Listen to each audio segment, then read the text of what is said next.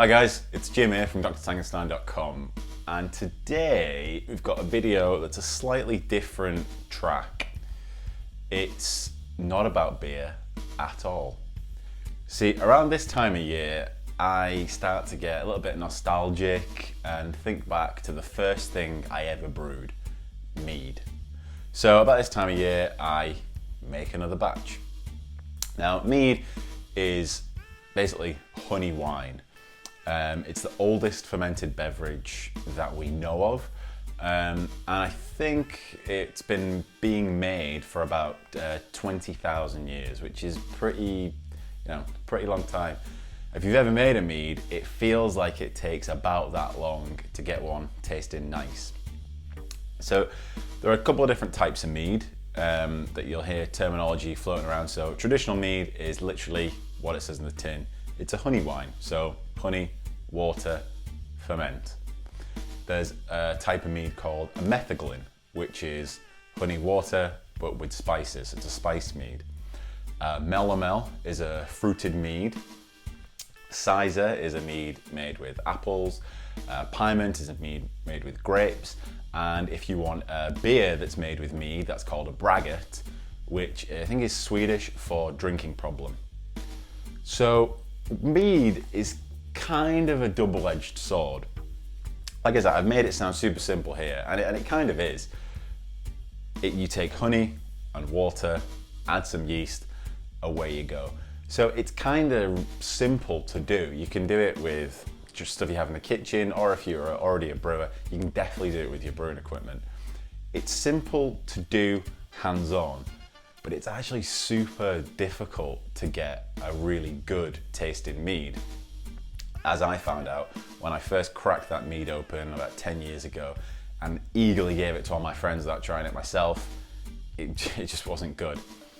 So today I'm going to go through a few considerations you need to take on board if you're going to make a mead, as well as make one in front of you so you can see my process, how I do it. Okay, so the first consideration you have to take on board when you're making mead is the ingredients. Now, there's only really 3 ingredients: water, yeast, and honey. Now, because there are only 3 ingredients, you need to kind of make sure they're all up to scratch. I've been out and bought some nice local honey that I've tasted to make this batch of mead with. Now, honey's a strange thing. It's essentially just sugar with a little bit of water in it and some proteins and flavors. When you have honey on your toast or on your cereal, it's delicious. We all know that. The weird thing about mead though is essentially what you're doing is taking that sugar, water and flavor mixture and you're stripping all the sugar out of it. So at the end, it's not going to be sweet. So the honey that you taste in the jar might taste completely different when you get to taste the finished drink. So I recommend tasting the honey before you make the purchase. Definitely smell the honey before you make the purchase, and maybe drop the honey, dilute the honey in a little bit of water before you decide how much of that honey you're going to put in there. If you get something like a big dark Scottish heather honey, that mead is going to be very strongly flavored. It might taste great, like I say, on toast. The mead is going to be a very different story indeed. So that's a consideration to take when you're actually buying, when you're actually tasting the honey. Now, I'm just going to point out here, these were bought from exactly the same person, a local apiarist. Obviously there's a huge difference here. One's orange and runny, and one's kind of white and doesn't move. Now, they are still essentially the same honey from the same bees, eating the same food. So the overall taste is going to be about the same. So like I say, honey is sugar, so glucose and fructose, so kind of, I guess, almost invert sugar with I think the legally allowed limit is about 20% by weight of water. So sugar and water. If you get below that if you get higher than that 20%, the honey becomes a little bit unstable and might not be as sterile as you might want it to be. The only main difference between set honey and runny honey is that the set honey will have a higher concentration of fructose in it. So it might appear sweeter when you first taste it.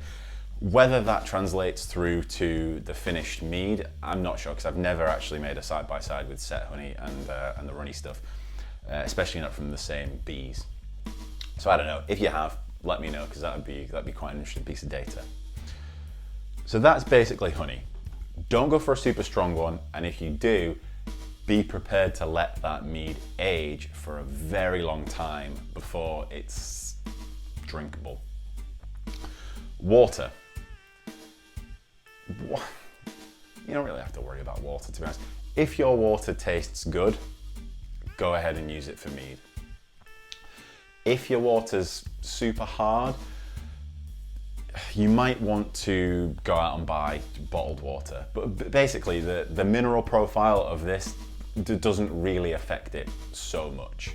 Okay, it's not like beer where you have mash enzymes going on that are going to control the total extract you get.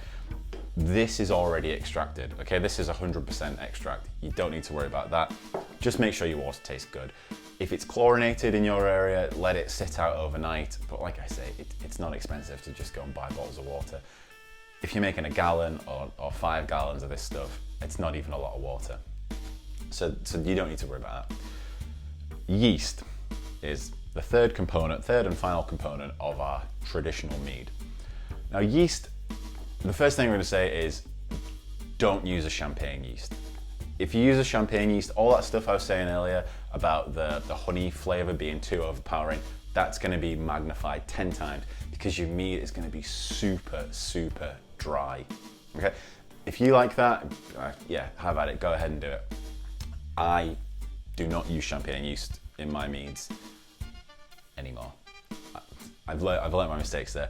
Instead, use a wine yeast. There's a Lalvin brand of yeast that everybody, all the meaderies around the world tend to use. I personally just go and buy a packet of yeast. I mean, this is very cheap. It's about £1, and you're going to want to pitch I like to pitch a gram of yeast per litre of mead, roughly. There are some considerations of yeast health that I'll go into later, but wine yeast is key here. Beer yeast, I wouldn't use beer yeast just because it's not the right environment for beer yeast. I mean, feel free to try it out, but wine yeast is where you're at with this. A final consideration to take that kind of is the make or break with this now is you need to add another ingredient. And I would say that this is necessary. So if you make beer, then you're mashing grains in water, you're getting sugar, you're getting protein, you're also getting a lot of nitrogen through amino acids, free amino nitrogen, you're getting a lot of phosphates from the phytic acid, you're getting a lot of magnesium, zinc, all that kind of good stuff coming out of what is essentially the baby plants that you're mashing. Honey doesn't have an awful lot of that stuff. So you need to get yourself some Yeast Nutrient. There are brands out there. I basically go to my local homebrew shop, ask for some Yeast Nutrient. They'll give you like a sack of it. You know, it's cheap stuff. But basically what this does is it ensures that there's the right levels of not sugar, we have the sugar under control. You've got the yeast food there. It makes sure you've got all the right vitamins and minerals and other micronutrients for your microorganisms. So that's the yeast nutrition. And what you want to do with this is stagger it. So by all means, add it at the beginning, but then you want to add it periodically throughout the fermentation. I'll go a little bit further into detail on that later on. But now, let's make some mead.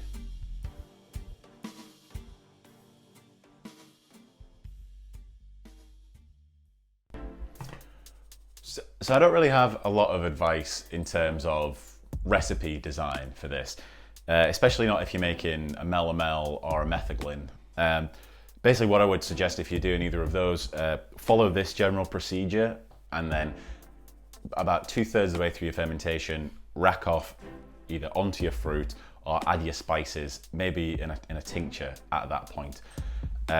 In the past I've added spices up front, and then like I say, the same with the honey. Like when the honey ferments out and you lose the sweetness and you get that kind of the raw flavor of the honey, the same kind of can happen with spices. So if you add them up front, they're in there, you can't take them out. If you add them afterwards, then you can kind of titrate to the level of spice that you want. So I don't have a lot of recipe design because if it's a traditional mead, you're just adding honey to water and fermenting it. So I do have a few rough calculations, and they're rough, so if you do them and they don't work out exactly, don't complain. You know, it's just rough. So if you want to, say you have an ABV in mind, you want to make a mead that's, I don't know, 12% alcohol by volume. Take that number, the ABV, 12, divide it by 113, and then whatever that number is, add 1, and then that's your starting gravity. That's the starting gravity you're aiming for. Now, if you want to turn that gravity into an amount of honey, then chop that 1 off the front. So say you have a starting gravity of 1090. Take the 1 off, so you have 0.9, multiply it by the number of litres of mead you want to make, and then divide that number by 277. That gives you the number of kilograms of honey that you want to add to that volume. Don't add it, top it up to that volume, don't add it to that water. And that gives you the number of kilograms of honey. Now, if you're in America or for some reason anywhere else in the world and still using imperial units, then you want to, again, take that starting gravity, 1090, chop the 1 off the front, so you've got 0.09, times it by the number of gallons of mead that you want, and divide it by 33. That's how many pounds of honey you want to top up to that volume. Okay, so we'll put those down below. You don't need to rewind it or anything, but that's it. So generally all you can do here is either aim for a starting gravity or aim for an alcohol by volume. Okay, that's the maths out of the way. Don't worry, it's not all going to be like that. So the first ingredient then. First ingredient of this is honey. Like I say, I'm just using the runny stuff here. The set stuff is nice, you can spread it on toast, nice, it doesn't drip everywhere, but it's a pain. Honey in general is a pain to handle. So what I do is I just basically round my amount of honey up to the nearest jar. So these are 340 gram jars, 12 ounce jars. So I'm gonna use 1.36 kilograms of honey, that's 4 jars. So the reason I'm going to do that is because I'm going to take my 4 jars of honey and just put them in some warm water, just to heat up slightly. It's not boiling. I'm not going to break the glass or anything. That's just going to warm them up, make the honey a bit more free flowing, shall I say? Okay. Secondly, when you first start to brew or to make your mead, first thing you do, take a small amount of water and just hydrate your yeast in it. The reason you do that is to get those cell membranes of those yeast cells nice and fluid. It allows the yeast cells to equilibrate with the outside water. Mead must, which is what you call the honey solution, is a very hostile place for such little organisms. There's so much sugar in there, there's a huge amount of osmotic pressure. If you just put dry yeast in there, you're risking just exploding all your yeast cells or drying them all up. So hydrate your yeast first as first, warm your honey up. Now, just a thing, I haven't mentioned any water chemistry. Like I say, it doesn't really matter. As long as your water tastes good, it's fine. I do like to add a little bit of acid. The way I do that is just 2 lemons. Now you don't want this to be acidic. You want it to be above, definitely above pH 4. Sits around pH 5. Don't forget, this is going to buffer itself massively, especially when you start to add your yeast nutrients. So just, I don't know, 2 lemons. If you won't even taste the lemoniness. You won't even taste the citrus at the end anyway. So cut your lemons, right? Give them a nice roll on the counter. That's 1. Give them a real nice roll, break up all those membranes. If you were here, you'd hear it, but I'm not going to try and capture that on the video. That gets all the juice out of there. Now, honey is a sterile food. On its own, it'll never go bad unless you, like I said earlier, unless you let dilute it, which I guess we're about to do. If you dilute it to lower the osmotic pressure, it's not going to go bad. So the honey itself is sterile. The water at your tap is kind of sterile, and you're about to pour yeast into this stuff anyway. So I'm going to use here now what's called the no boil method of making mead, which, as the name suggests, involves no boiling. I have made mead in the past and boiled it, and it's been fine, but if you boil honey, you risk losing a lot of those real delicate flavors. I know I'm warming my honey now, but it's very gentle and the lid is on. If you boil honey, you do risk ruining it. So I wouldn't boil it, and then you don't have to wait for it to cool down either. Okay, so I'm aiming for 4.5 litres. That's 1 UK gallon. I guess it's what my fermentation vessel holds. So I'm initially just going to add 1 litre of water to this.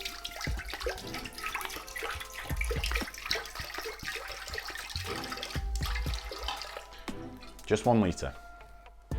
If you have a bucket style fermentation vessel, then you can just do this right in the bucket. You don't need a pan like I've got. Okay, so that's that. Now, you're about to see the genius of why I just round up to the nearest jar of honey. Honey is an absolute horrible thing to work with. It's sticky, it gets everywhere. So I'm just gonna pour all these in. Now, having the small amount of water in there initially stops the honey from kind of sticking to the bottom too much. I guess it kind of, I don't know, coats the bottom. Maybe it doesn't, maybe I'm making that up. But that's what I do anyway. Now, as I'm finished, I'm gonna put some water in here, shake it around, and make sure I clean the jar out so I'm actually getting my 340 grams. This is so, it smells really good. I know it just smells like honey, but you know, each honey's its own thing. So I'm just gonna dissolve this now.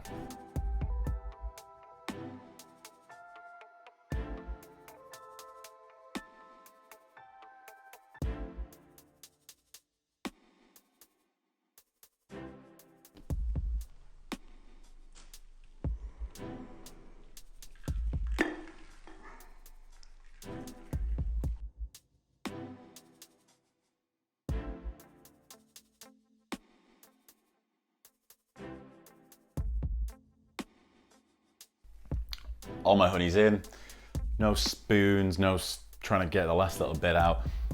Use the water, rinse the jars out, and it works so much easier. Now, so I'm ended up now with 2.5 litres. That was 1.5 litres of honey. So I'm gonna top that up to 3.5.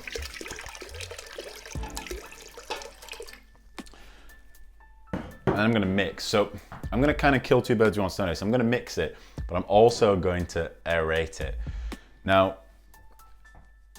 fermentation is an anaerobic process, so you don't need any air for the fermentation to make the alcohol. But the yeast do need air to grow and to multiply and to make cell membranes and enzymes and things like that. So initially, at first, they need an oxygen-rich wort. So to do that, I'm going to use my handy electric whisk. This serves the purpose of mixing everything up and also aerating. So here we go.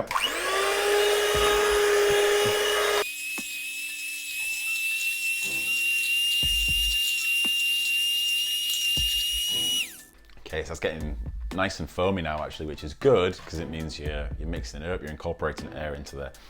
So first as first, I'm just going to put a nice big helping of yeast nutrient in this as I'm making it. I think this stuff is fairly stable, but I don't like to add it to hot must. So this is cool. Using the no boil method again is an advantage for that. I'm just going to sprinkle that in. Now, it doesn't smell very good because this stuff is made from ammonia basically. So it smells a bit off, but trust me, the yeast like it. Right, so final bit of water.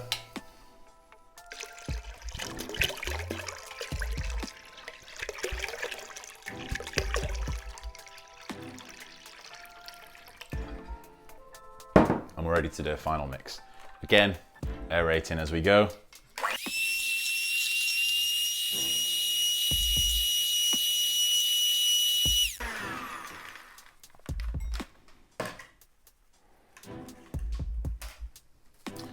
Okay, so this is now ready to go into the fermenter.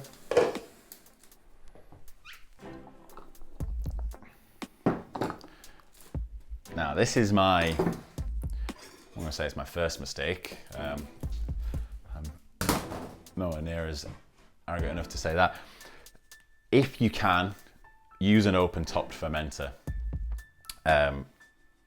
Because this is it's gonna lag for a few days. Okay, so you're gonna put this in there now.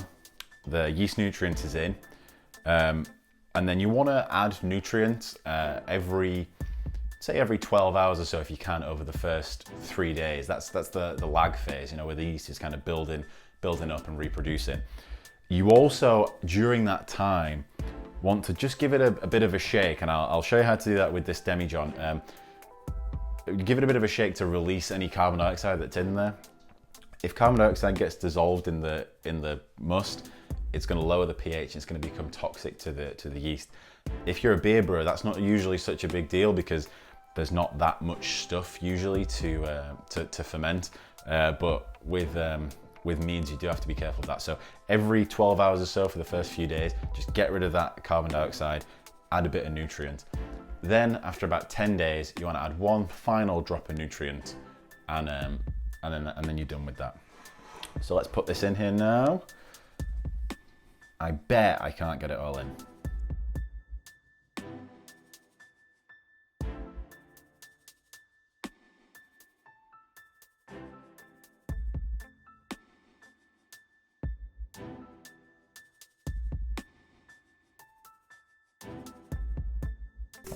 That's my mead, lovely colour. Right, so I mentioned about the yeast is nice and hydrated, which means I can just go ahead and pour that in there now. I've already aerated it, so I don't have to do more of that. If you want to put your hand over it and give it a good shake, you can do. I'm not going to. The first few days, like I say, this isn't beer. It's all of a sudden gonna start fermenting very rapidly. I would, like I say, either use an open top fermentation vessel so all that gas can escape, or get yourself one of these. This is a kind of just a sponge bung, I guess. This is sanitized. Put that in. It just reduces the pressure buildup in the flask, in the fermentation vessel. It just means that when you do this kind of thing, the pressure doesn't build up. If the pressure builds up, you'll get bubbles, and it'll all of a sudden go, and you'll end up with a volcano. This is a methylene that I've had fermenting for about 2 weeks now, and as you can see, it's still very active fermentation. So when I shake this, when I release the carbon dioxide from this, just gonna put that in my sanitizer, take that off, and then shake it. whilst you're doing this, there's loads of gas coming out, so it's unlikely that anything's going to get in there. You don't have to worry about bacteria getting in there. Just give it a minute to settle down, and then just to prove it, when I put this back on, it'll, yeah, still going. All that gas still coming out.